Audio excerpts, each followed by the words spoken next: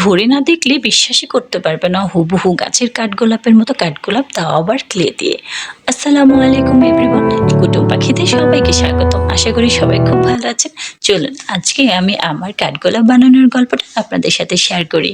মনে আছে তো আমার সেই কাঠগোলাপ গাছের পাতা এনে আমি পাতা বানিয়েছিলাম স্মৃতি হিসেবে রেখে দেওয়ার জন্য।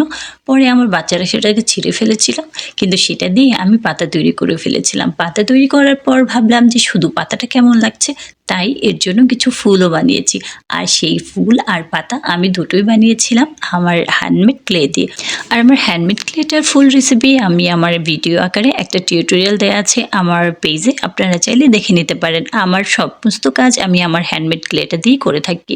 পাতা বানানোর পর আমি ভাবলাম আমি এটা দিয়ে কয়েকটা কাঠগোলাপও বানাবো, আর যেই ভাবনা সেই কাজ। তো আমি আমার গাছের ফুলের ছবিটা নিয়ে একটা রেফারেন্স পিকচার নিয়ে বসে গেলাম যে আমি এটা দিয়ে কাঠগোলাপ বানাবো। তো যদিও প্রথম, তারপরেও চেষ্টা করতে করতে হয়ে গেল।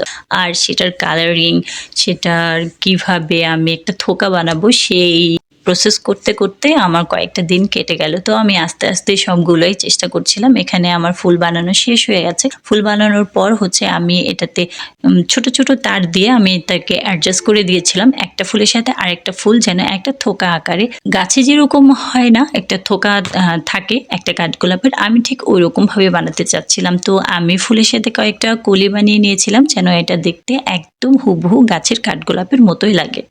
এখানে আমার ফুল, কলি, পাতা এগুলো সব শুকানোর পর আমি এগুলাকে আস্তে আস্তে সুতো দিয়ে বেঁধে নিয়েছিলাম একটার সাথে একটা। আর ওরকমভাবে বাঁধতে হবে যেন আমার গাছের কাঠগোলাপগুলো যেভাবে থাকে ফুল, কলি পর্যায়ক্রমে ওইভাবে আমাকে বাঁধতে হবে।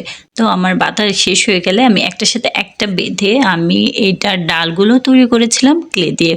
উপরে গুনার উপরে আমি সুন্দর করে ক্লে দিয়ে ডালগুলো তৈরি করে দিয়েছিলাম। আর শুকানোর পর আমি এগুলোকে বেঁধে নিয়েছিলাম। তো আমার বাঁধার পর আমি আমার কাঠগোলাপটাকে এভাবেই রাখতে চেয়েছিলাম যে এটাকে আমি হ্যাঙ্গিং করব, না হয় আমি টেবিলের উপরে রাখবো। তো ভাবতে ভাবতে আমি দুইভাবেই রাখার চেষ্টা করছিলাম। তো আমি এটাকে হ্যাঙ্গিং করার জন্য একটা মোটা তার এটার গোড়ার মধ্যে দিয়ে দিয়েছিলাম। চাইলে আমি দেয়ালে ঝুলিয়েও রাখতে পারি এবং আমি টেবিলেও সুন্দর করে রাখতে পারি। এখন আমার এটা শুকানোর পর এটা কালারিং করার পালা। তো এটাতে আমি পাতাটাকে সবুজ কালার করে দিয়েছিলাম। আর যেহেতু আমার গাছের কাঠগোলাপটা একটু ইউনিক কালার, আর এটা যে একদম রেড কালার ছিল, আর রেড কালারের মধ্যে সামান্য একটু একটু হোয়াইট হোয়াইট শেড দিয়েছিল। তো আমি ওই রকমই কালারটা চাচ্ছিলাম যে আমি ঠিক ওই রকম কালার করব। তো আমি ওই রকম কালার করি। আর যেহেতু হলুদ আর সাদা এটা কমন, আর আমার গাছের কাঠগোলাপটা একটু ইউনিক, তো আমি ওইটাকে করতে চাচ্ছিলাম।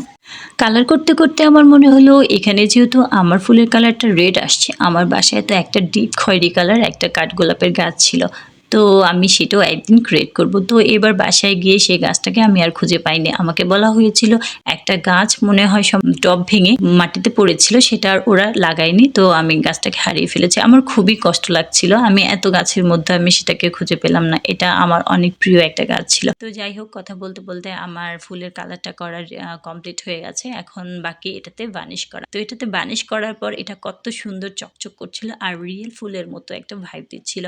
তো আমার এই কাঠগোলাপটা আপনাদের কাছে কেমন লেগেছে অবশ্যই কমেন্ট করে জানাবেন। আর ইউনিক কিছু আইডিয়া পেতে চাইলে অবশ্যই আমার পেজে চোখ রাখবেন আর কুটুম পাখির সাথেই থাকবেন।